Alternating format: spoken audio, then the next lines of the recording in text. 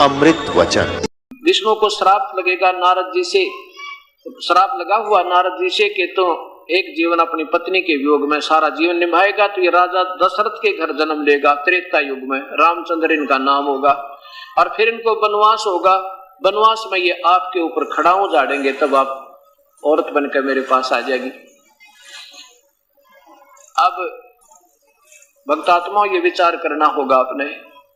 ये तो सतयुग में पहले बात बता दी थी जो होना था, और 10,000 वर्ष पर पहले महर्षि इस वाल्मीकि जी ने यही राम कथा लिख दी थी कि राजा के विष्णु जी को श्राप लगेगा, राजा के दशरथ के घर जन्म होगा, सीता से विवाह होगा, फिर उसका वनवास होगा और अहिला पर खड़ाऊ डाल झाड़ेगा तो उसका उद्धार होगा। तो ये भगवान कठपुतली है इस काल के हाथों,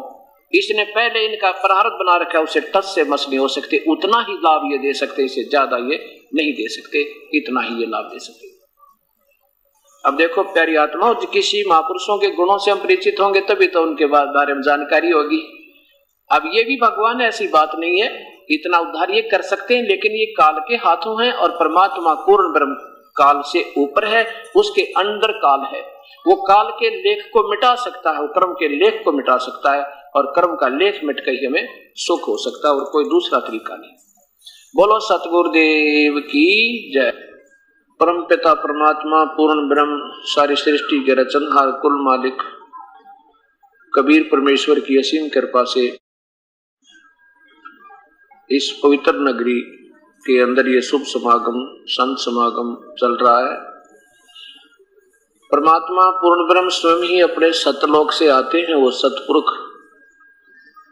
अपनी महिमा को आप ही बताकर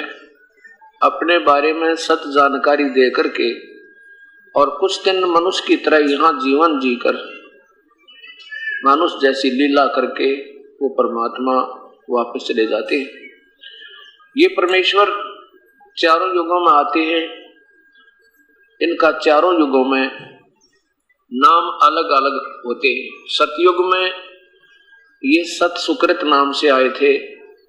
त्रेता में इन्हीं परमेश्वर का नाम मुनिंद्र था, और द्वापर में इसी परमेश्वर का नाम करुणा में,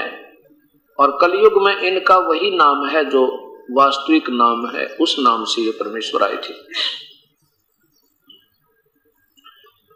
जिस भी युग में ये आते हैं अपनी सतवाणी की रचना कर देते हैं, अपने जानकारी आप सारी बता देते हैं साधारण भाषा में, परंतु हमारी एक अल्पज्ञता रहती है कि हम इस साधारण भाषा में वर्णन किए हुए सतज्ञान को नहीं समझ पाते, और वर्तमान के जो चतुर प्राणी होते हैं, गुरु लोग, जिनको ज्ञान होता नहीं लेकिन वो हमें विद्वान नजर आते हैं, उनके बोलने की शैली अच्छी होती है। उन्होंने 50-60 कोई संस्कृत के श्लोक भी याद कर रखे होते हैं एक धारावाहिक प्रवचन करने के लिए। हम ये सोचते हैं कि ये परमात्मा जो आए हैं ये तो एक आम व्यक्ति नजर आता है, साधारण सी भाषा बोलता है, और ये कितने विद्वान पुरुष हैं, कोई शुद्ध संस्कृत बोल रहा है, कोई शुद्ध हिंदी बोल रहा है, तो हम उनके उस आकर्षण के आधार पर आधारित रहकर और इस मूल ज्ञान को, वास्तविक ज्ञान को नहीं समझ पाते, जिसके कारण हमारा ये कल्याण नहीं हो पा रहा।